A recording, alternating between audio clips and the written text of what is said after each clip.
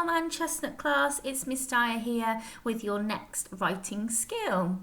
Happy Friday everybody, we're at the end of our second week of home learning. I'm sure you're all looking forward to the weekend and a break.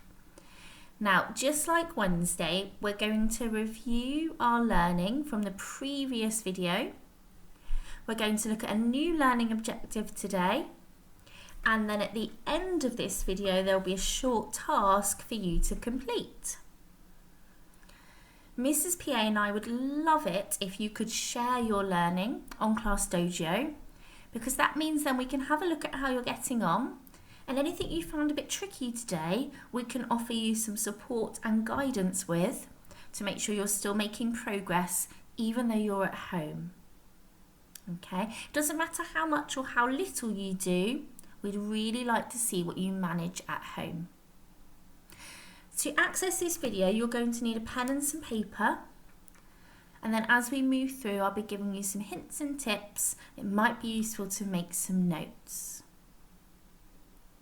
We're going to start by reviewing our learning then from Wednesday.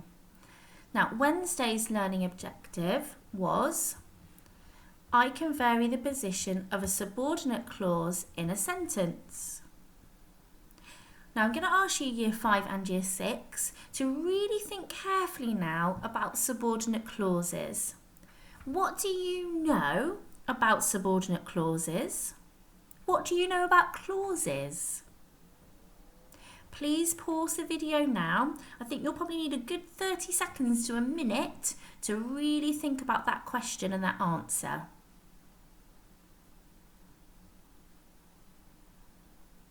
Okay, welcome back Year 5 and Year 6. Hopefully you've been thinking about subordinate clauses. So a clause then has to contain two things. That's right, it needs to contain a subject and a verb. If it's a subordinate clause, it doesn't make sense on its own, and it will contain a subordinate conjunction. Or it might contain a subordinate conjunction, I should say. Now on Wednesday, your task was to write a few sentences or to write a short paragraph. And I gave you some pictures that you could have used as inspiration. Now I've had a go at writing some sentences and you're going to help me review them, please. Have I met the learning objective? How do you know? Let's read through it together. I brought a dream catcher when I visited the curiosity shop. It's really useful because I can catch my dreams and watch them again in the morning. If it's a really good dream, I can share it with a friend. Okay, so do you think I have met the learning objective? If you were going to give me a mark out of 10, 1 being, no, you haven't met it at all. Not even close, Miss Dyer. 5 means about halfway there, room for improvement. And 10 being, yeah, you've nailed it, Miss Dyer, you've got it. You couldn't improve anything. What would you rate me out of 10? Okay, I would probably give myself about a 7 out of 10 for this one. Now, did I use subordinate clauses? Let's have a look. I brought a dream catcher when I visited the curiosity shop. Oh, there's definitely 2 clauses in that sentence. Can you spot the main and subordinate clause? That's right. When I visited the curiosity shop. Let's keep going. It's really useful because I can catch my dreams and watch them again in the morning. Did I use a subordinate clause in that sentence?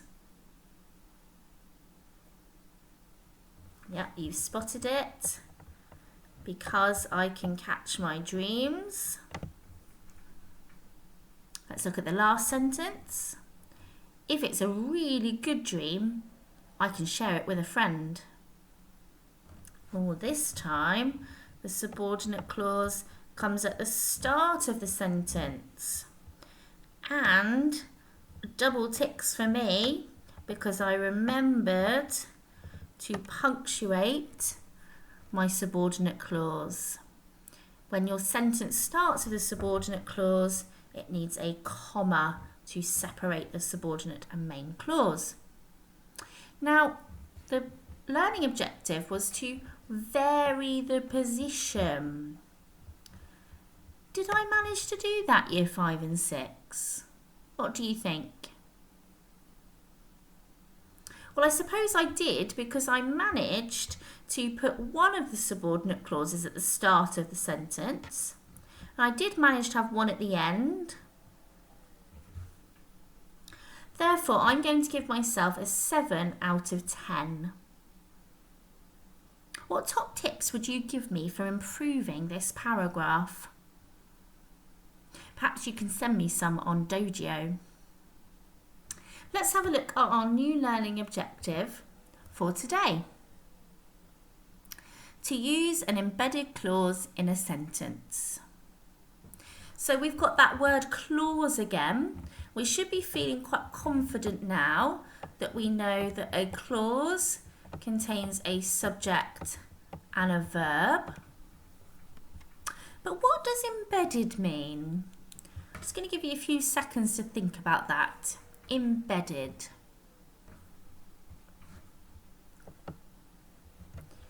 Now, embedded means within. So what you're being asked to do today, year 5 and year 6, is to use a clause within a sentence. That means in the middle of your sentence. Okay, use an embedded clause in a sentence. Use a clause in the middle of your sentence. Let's have a look at an example. So you've got a reminder at the top here. Embedded means within. Any embedded clause is another way of using a subordinate clause by dropping it into the middle of a sentence. This time you need 2 commas, one at either side of the clause. Let's have a look at this sentence then. Jack, as he battled against the wind and rain, searched for the missing rabbit. Now, what you'll notice year 5 and year 6 is that in the middle of my sentence, or embedded in my sentence, is the sorry everybody, I went a bit wonky there, is the subordinate clause. In fact, I'm going to rub that out and give that another go so we can see it clearly. There we go. Let me try again. It's a bit tricky with a mouse. There we are. Took my time a bit there. That's a bit better, isn't it? So, in the middle of that sentence, or embedded in that sentence, is our subordinate clause. As he battled against the wind and rain. It has our conjunction in it, our subordinate conjunction, as. We also know that it wouldn't make sense on its own. As he battled against the wind and rain. Doesn't make sense on its own. It's in the middle of a sentence, so this time you need 2 commas. One at the start of the embedded clause and one at the end of the embedded clause. You'll also notice year 5 and year 6 that the main clause, remember that's the bit that makes sense on its own, is split. Jack searched for the missing rabbit. The bits I've underlined in red, the main clause, make sense on their own. Jack searched for the missing rabbit. Shall we have another look at another example? Sam, although it was getting dark, helped search for the missing rabbit. I wonder, year 5 and year 6, can you spot the embedded clause here?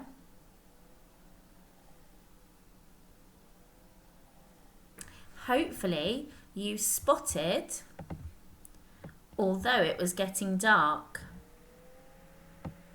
And again, it starts with a subordinate clause, a subordinate conjunction, although, and we have our subordinate clause, although it was getting dark.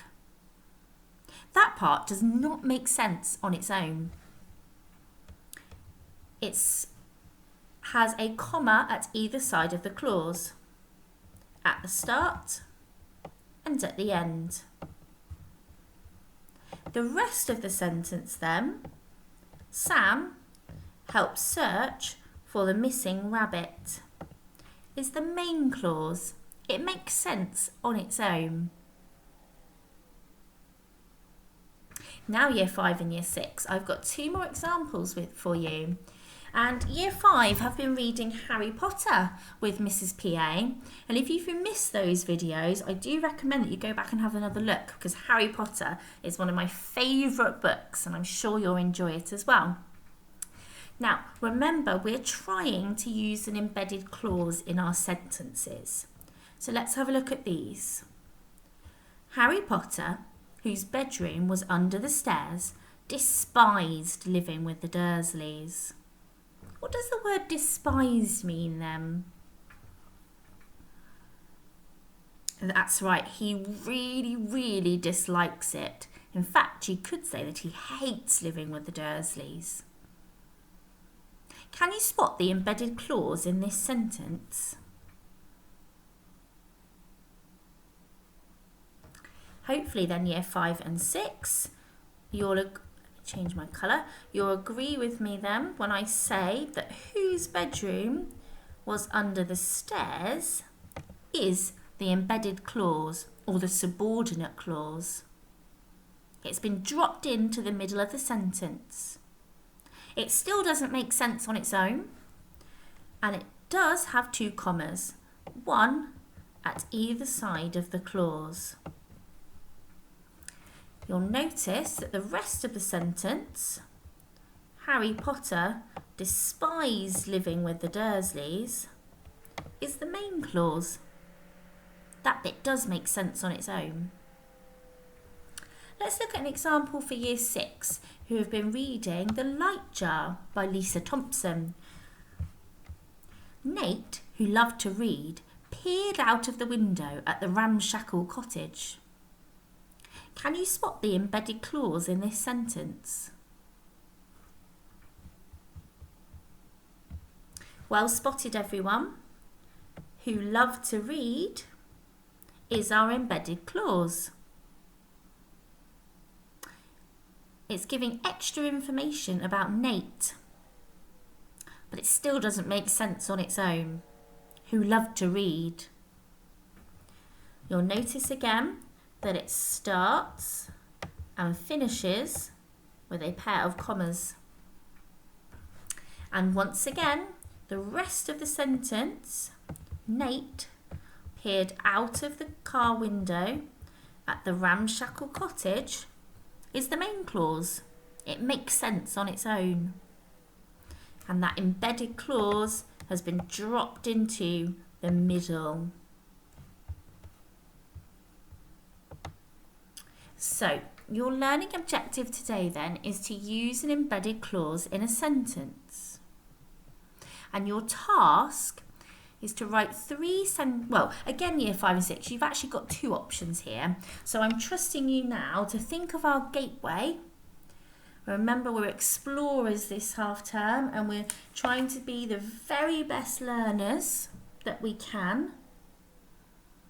So you will be able to pick your challenge now. So option number 1 is to have a go at writing 3 sentences using an embedded clause.